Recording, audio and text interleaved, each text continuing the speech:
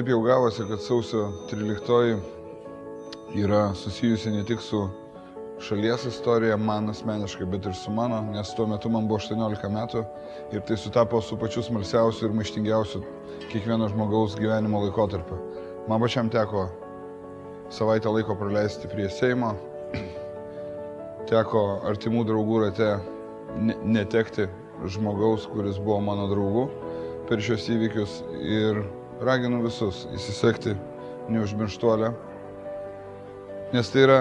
ne dėl praeities, ne vien dėl praeities, tai yra dėl dabarties ir dėl mūsų viso ateities. Tai yra vienas svarbiausių dalykų, kuriuos mes minime, o gyventi jie turi kiekvieną dieną ir kiekvieną minutę mumise.